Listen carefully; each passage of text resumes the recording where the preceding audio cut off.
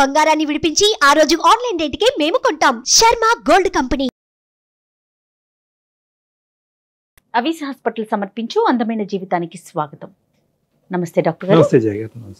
స్వప్నిక గుంటూరు నుంచి మెయిల్ చేశారండి. మనకి ఏంటంటే చాలా సెన్సిటివ్ విషయం కళ్యాణ్ గారు. ప్రేమించుకున్నారు ఈ అమ్మాయి స్వప్నిక అండ్ ఒక అబ్బాయి. అయితే ఇంట్లో పెద్దలు ఒప్పుకోవట్లేదు. రీజన్ మేము మార్చలేని రీజన్. ఈ ప్రపంచంలో ఎవరు ఈ కారణాన్ని మార్చలేరు. కాబట్టి మేము చచ్చిపోవటమే మాకు పరిష్కారం. అంత తీవ్రంగా పెట్టిందనమాట ఆ మెయిల్లో. సో నాకు వెంటనే మీతో మాట్లాడించాలి, చాలా నీడ్ ఉండింది అనేసి వెంటనే నేను కాల్ చేస్తానమ్మా రేపు ప్రోగ్రామ్ లో అని చెప్పేసి కూడా చెప్పాను స్వప్నిక.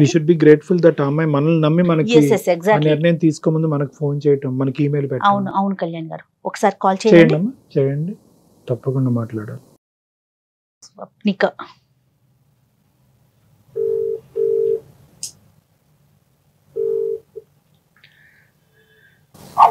స్వప్నిక గారండి.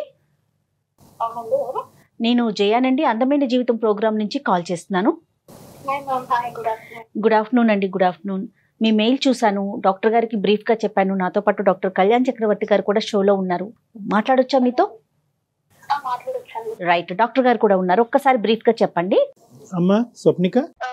నమస్తే డాక్టర్ గారు. నమస్తే అమ్మా. భయం వేస్తుందమ్మా నీ ఈమెయిల్ చూసి చదివి. అవునండి. ఏమ్మా ఏంటి అంత బాధ? ఏమొచ్చింది? చనిపోవాలనే ఆలోచన, ఆ బాధ ఏంటి? సార్ నార్మల్ గా నా ప్రాబ్లం ఏంటి అని అంటే, నేను ఒక అబ్బాయిని ప్రేమించానండి. అంటే నాకు చాలా ఇష్టం, తనకు కూడా నేనంటే చాలా ఇష్టం. ఎంత అంటే తనకి నేను ప్రాణంలా అన్నమాట.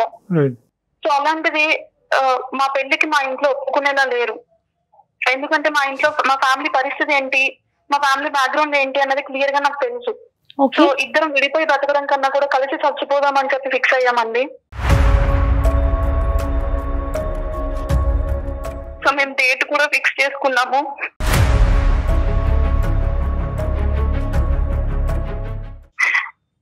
సో నేను ఒక సొల్యూషన్ కోసం మీకు కాల్ చేశానండి. నాకు ఎలా అంటే బెస్ట్ సొల్యూషన్ ఒకటి కావాలి. సార్ నేను ఒక క్వశ్చన్ అడుగుతానండి మిమ్మల్ని. బేసిక్ గా ప్రేమించకూడదా అండి అమ్మాయిలు? ఎందుకు ప్రేమించకూడదమ్మా? మీ వయసు ఎంతమ్మా? నా వయసు 25 సంవత్సరాలండి. అబ్బాయి వయసు ఎంతమ్మా? తనకి 27. ఏం చేస్తుంటారు? మీరేం చేస్తారు, అతను ఏం చేస్తారమ్మా? ఇద్దరం సాఫ్ట్వేర్ ఎంప్లాయీస్ అండి. Okay, well established in the society, majors. ప్రేమించడంలో తప్పే ఉందమ్మా, అది నన్ను అడగక్కర్లేదు. ప్రేమించడం తప్పు కాదు. డాక్టర్ గారు, మేము ప్రేమించి పెళ్లి చేసుకుని మా జీవితాలు ఇలా ఉండాలి అలా ఉండాలి అని డిజైన్ చేసుకోవడం తప్ప అండి? తప్పులేదమ్మా, మాత్రం కాదండి. ఈ కులాలు, మతాలు, ఆస్తులు, అంతస్తులు ఇవన్నీ ఏంటండి? డాక్టర్ గారు, మా నాన్నకి నేనంటే చాలా ఇష్టం. ఎంత ఇష్టం అంటే నేను ఏది అడిగితే అది, ఎంత అంటే అంత, ఎప్పుడంటే అప్పుడు తెచ్చిచ్చే అంత ఇష్టం. కానీ ఎందుకు డాక్టర్ గారు మా నాన్న ఈ విషయంలో నన్ను కన్సిడర్ చేయట్లేదు?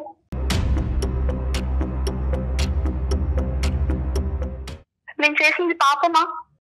కానే కాదమ్మా, కానీ చనిపోవాలి అనేటటువంటి నిర్ణయం మాత్రం పెద్ద తప్పమ్మా. పాపము, తప్పు, నేరము కూడా. ఓకే, మీకు సమస్య ఉండుండొచ్చు. ప్రేమని పెద్దవాళ్ళు అంగీకరించకపోవచ్చు. పెద్దవాళ్ళని ఎదిరిదేటటువంటి ప్రయత్నం మీరు చేయొచ్చు.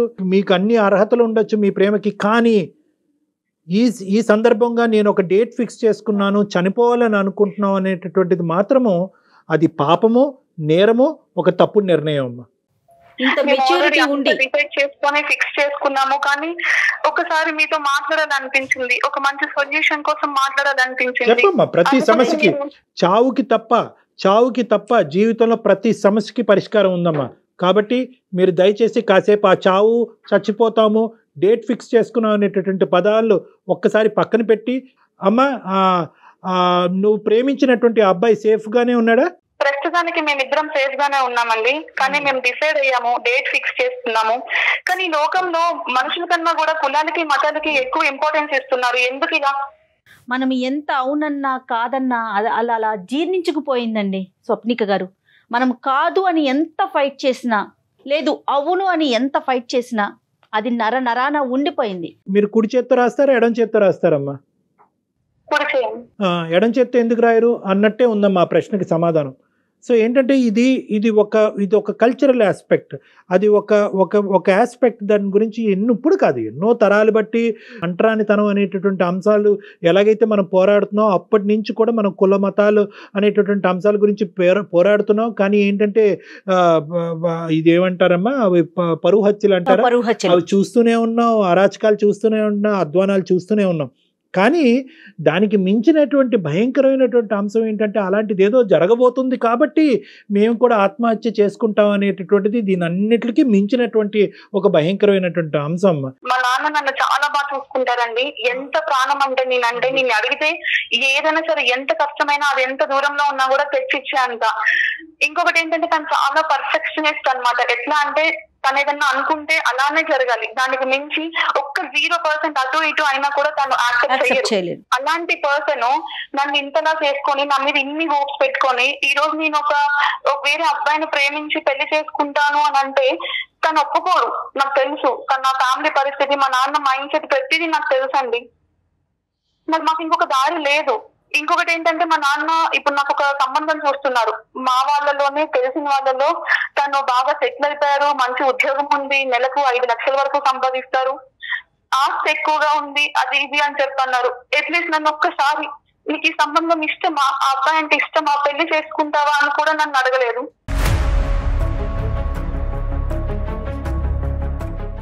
అలాంటి మనిషికి నేను ఈ రోజు ఎన్ని ఇతను చేసుకుంటాను, ఇతను అంటే నాకు ఇష్టం అని చెప్తే ఎలా ఒప్పుకుంటారు డాక్టర్ గారు? అబ్బాయి సైడ్ ఓకేనండి, అబ్బాయి సైడ్ ఓకే ఉంది, అదేం ప్రాబ్లం లేదు. మా పెళ్లికి అద్దొచ్చిందంట ఏంటి అంటే కులం, తక్కువ కులం. ఆ పాయింట్ చాలా క్లియర్ గా ఉందమ్మా స్వప్నిక. కులం అనేటటువంటి ఒక అంశాన్ని తీసుకొచ్చి మీ ప్రేమ కరెక్ట్ కాదు, మీరు ప్రేమించడానికి పెళ్లి చేసుకోవటానికి అర్హులు కాదు అనేటటువంటి విధంగా మీ తల్లిదండ్రులు. కానీ ఏంటంటే అమ్మా పేరెంట్స్ ఇష్యూ ఎలా వస్తుందంటేనమ్మా, ఇవి చాలా సర్వసహజమైనటువంటి అంశం మన సమాజంలో. ప్రతి 4 ఇంట్లో 5 ఇంట్లోనూ మనం ఈ మధ్యకాలంలో చూస్తున్నటువంటి ఒక అంశం.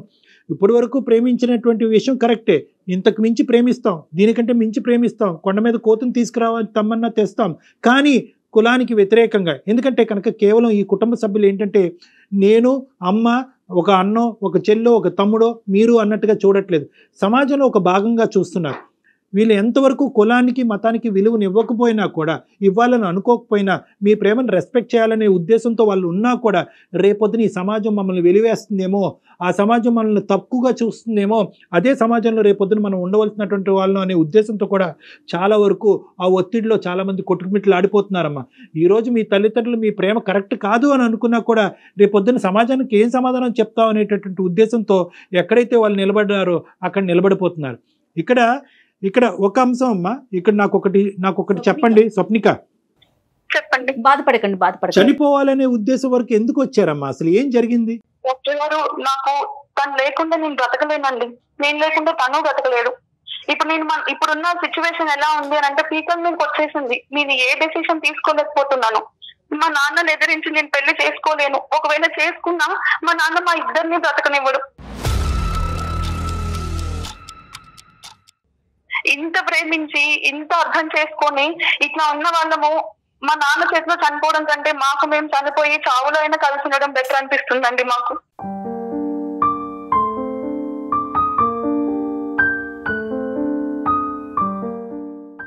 ఎవరికి చంపేటటువంటి ఇది లేదమ్మా, ఎవరు వాళ్ళని ప్రాణాలు తీసుకునే అంత ఇది కూడా లేదమ్మా. మా తల్లిదండ్రులు నాకు చెప్పపెట్టకుండా 5 లక్షల సంపాదన వచ్చేటటువంటి వాడిని భర్తగా నన్ను కట్టబెట్టాలి అని అనుకున్నారని అన్నావు. అట్ ద సేమ్ టైం ఇంకో మాట కూడా నువ్వు చెప్పావు, ఏంటంటే కనుక చాలా పర్ఫెక్షనిస్ట్ మా నాన్నగారు, ఇలాంటి వాటిని అస్సలు సమర్థించరు, ఒప్పుకోరు అనేది చిన్నప్పటి నుంచి నేను చూస్తూనే ఉన్నాను అని చెప్పి కూడా నువ్వు ఒక అబ్బాయిని సెలెక్ట్ చేసుకుని ఆటోమేటిక్గా అది తీసుకెళ్ళి మీ తండ్రి దగ్గర ప్రవేశపెడితే కనుక ఆబ్వియస్గా వాళ్ళ దగ్గర నుంచి ఇటువంటి రియాక్షనే వస్తుందమ్మా. అంటే నువ్వు కూడా మా నాన్న చూసిన సంబంధానికి నేను చూసుకున్న అబ్బాయికి ఏం తేడా ఉందండి? ఒక సంపాదన ఒకటే కదా, మధ్యలో కులం ఒకటే అడ్డొచ్చిందా? కానీ ఈ రోజు మీ నాన్నగారి యొక్క మనస్తత్వం మా అందరికంటే బాగా తెలిసిన వ్యక్తి ఎవరైనా ఉన్నారంటే స్వప్నికయే కదమ్మా. మా నాన్న ఈ విధంగా రియాక్ట్ అవుతాడు అనేది నువ్వు అబ్బాయిని ప్రేమించిన ముందు, ప్రేమించిన తర్వాత రెండూ తెలుసు కదా నీకు? తెలుసు డాక్టర్ గారు, తెలుసు ఎలా ఉంటారు ఏంటి అని. నేను మా ఇంట్లోనే ఒకటి చూసానండి, అంటే మా రిలేటివ్స్, మా పెద్దనాన్న వాళ్ళ ఒక అబ్బాయి ఇట్లా ఇంటర్ కాస్ట్ మ్యారేజ్ చేసుకున్నందుకు ఈ రోజుకి కూడా తనని మా ఇంట్లోకి రానివ్వరు. దేనికి అన్నిటికీ వెళ్ళేశారనమాట తనని. ఒక అబ్బాయి అంటే ఎట్లా అంటే ఇంట్లో ప్రతిదీ తనే చూసుకోవాలి. రేపటి రోజున ఇంట్లో ఎవరైనా పెద్దవాళ్ళు చనిపోయినా కూడా కార్యక్రమాలు అన్ని చేయాల్సిన తనే. అది చూసిన తర్వాత నేను లవ్ చేయకూడదు, ఈ ప్రేమ జోలి వెళ్ళకూడదు, ఇలాంటి పరిస్థితి నాకు వద్దు అని నేను చాలా ఫిక్స్ అయిపోయాను. ఎలా అంటే డాక్టర్ గారు, మనం అనుకుంటాం కదా ఏదైనా ఒకటి మనం చూడకూడదు, మాట్లాడకూడదు అని ఫిక్స్ అయితే అదే చేస్తాము అన్నట్లుగా. సో ఇది కూడా అలానే అయింది. ఈవెన్ నేను మనోహర్ నేను ఇట్లా పెళ్లి చేసుకోవాలనుకుంటున్నాను అని చెప్పిన తర్వాత 1 year వరకు నేను యాక్సెప్ట్ కూడా చేయలేదండి. అండ్ మా ఇంట్లో ఎలా ఉంటుంది, మా నాన్న పరిస్థితి ఏంటి, మా నాన్న ఎలా ఆలోచిస్తారు, ప్రతిదీ మనోహర్ కి తెలుసు. ప్రతిదీ నేను చెప్పుకున్నాను. తను ఇప్పటికీ స్టాండ్ తీసుకొని నేను మాట్లాడతాను, నేను ఒప్పించుకుంటాను అని అంటున్నారు. కానీ ఆ ధైర్యం నేను చేయలేను. తనని నా ఇంటికి పంపించి తిరిగి శవంలాగా వాళ్ళ ఇంటికి పంపడం తప్ప మనిషిలాగా వెళ్ళడు.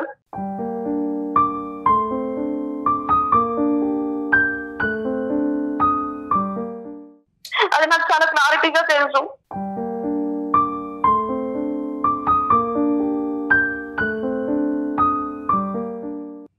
నా ప్రేమ కోసం నేను తనని బలి చేయలేను డాక్టర్ గారు. ఇక్కడ ఒకటే అండి, ఈవెన్ ఎలా అంటే ఇప్పుడు నేను చచ్చిపోతాను, కనీసం తనన్నా బ్రతకాలి. అయ్యో నో అమ్మా, ఎవరు ఎందుకు చచ్చిపోవాలమ్మా? అంటే మీరుండే స్థానంలో నేను లేను కాబట్టి నేను ఇలా మాట్లాడచ్చు, కానీ చావు వరకు ఆలోచించవలసినటువంటి అవసరం ఏంటి? నేను ఇద్దరం ఒకరు లేకుండా ఒకళ్ళు ఉండలేమండి. తనతో ఇట్లా ఉండి ఇంత దూరం తీసుకొచ్చి ఈ రోజు నేను ఇంకొకరిని పెళ్లి చేసుకొని నేను బ్రతకలేను.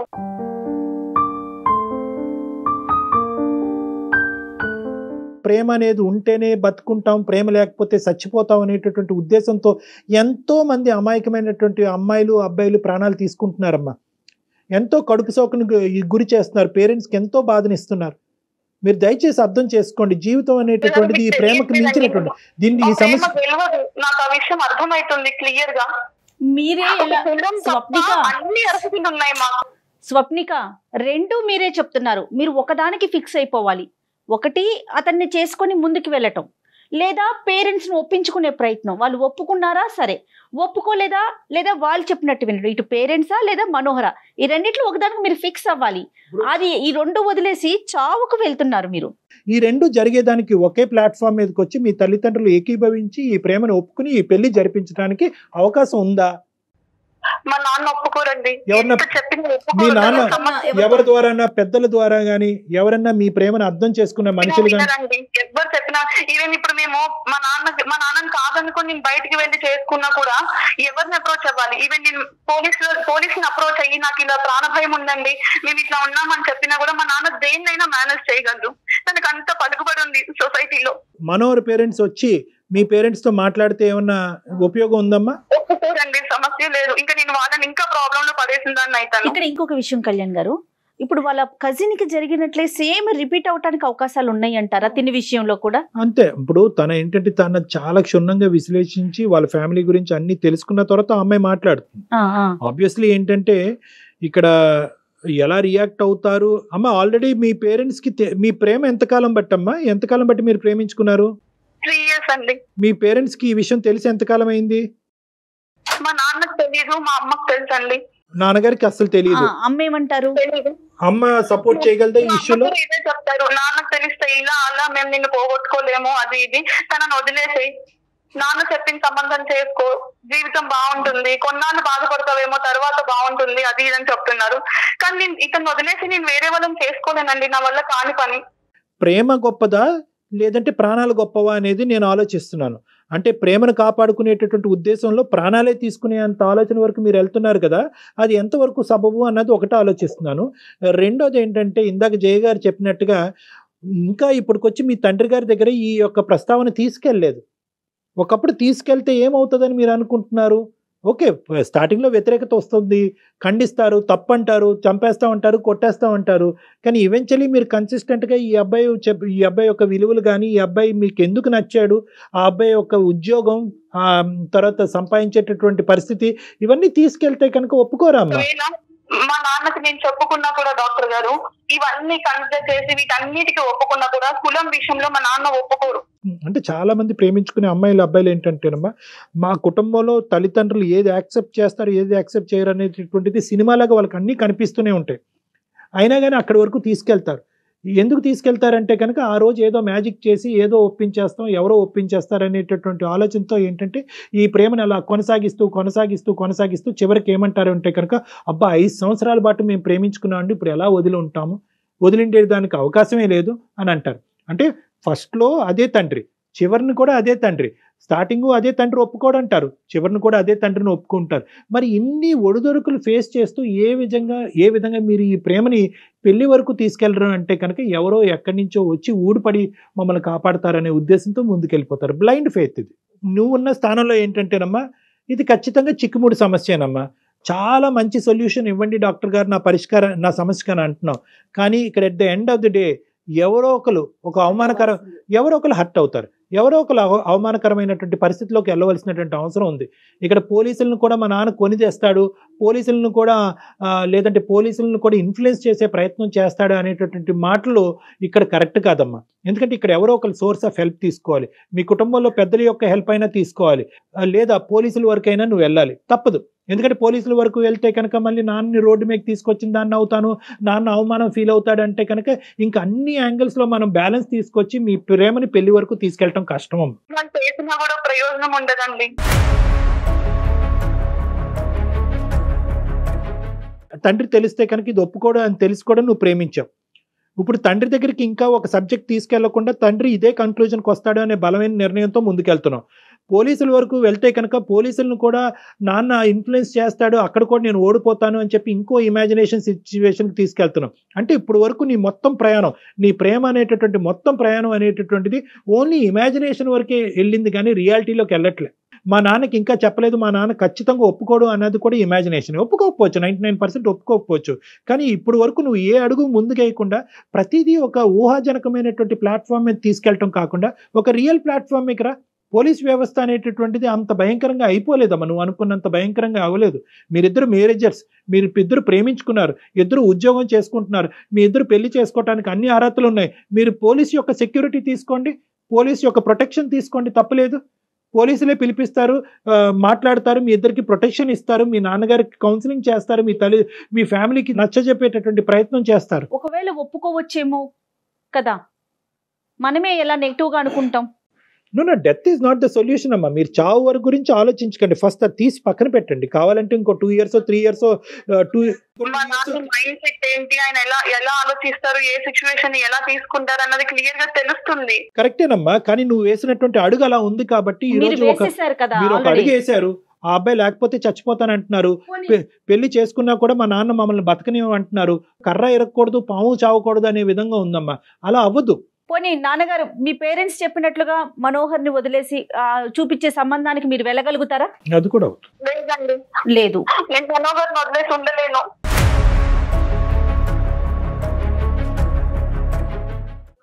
ఒకటి స్వప్నిక, నువ్వు అనుకున్నంత స్మూత్ గా ఒక సినిమా స్టోరీ లాగా ఈ కథకి అంతం ఉండదు. ఇది కఠినమైనటువంటి అంశమే. ఏదైనా at the end of the day చావు అనేటటువంటిది ఈ సమస్యకి పరిష్కారం కాదు. Please please please, this is my. నన్ను ప్రేమించిన పాపానికి తన ప్రాణం తీసుకునే పరిస్థితి వస్తుంది డాక్టర్ గారు. నో నో నో నో అమ్మా, బ్రతుకుండాలనిపిస్తుంది.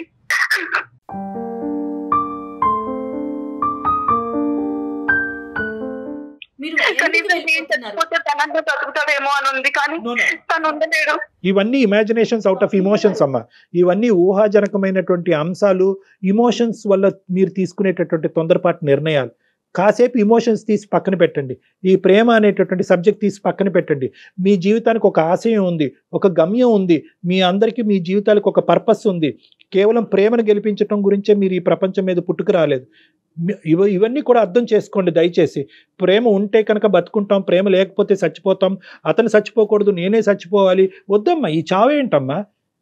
మీరు ప్రాబ్లమ్ని ఫేస్ చేయాలి స్వప్నిక. మనోహర్ కావాలన్నా లేదా అటు మీ పేరెంట్స్ చెప్పినట్లు వినాలన్నా ఏదైనా సరే మీరు ప్రాబ్లం ఫేస్ చేయాలి, దానికి రెడీగా ఉండండి. ఎనీవే, ప్రేమించావు, మనోహర్ లేకపోతే జీవితం లేదు అనుకుంటున్నావు, తండ్రిని కూడా కుటుంబాన్ని కూడా వదులుకోకూడదు అనేటటువంటి ఆలోచనతో మీరు వచ్చారు. కాబట్టి మీకు నాకు ఒకటే సలహా, you have to fight back. నీకు ప్రేమ కావాలి, ప్రేమ అంత గొప్పది, మనోహర్ కావాలి, మనోహర్ లేకుండా మీరు బతకలేను అనుకుంటే కనుక మీరు యుద్ధం చేయాలి, తప్పదు.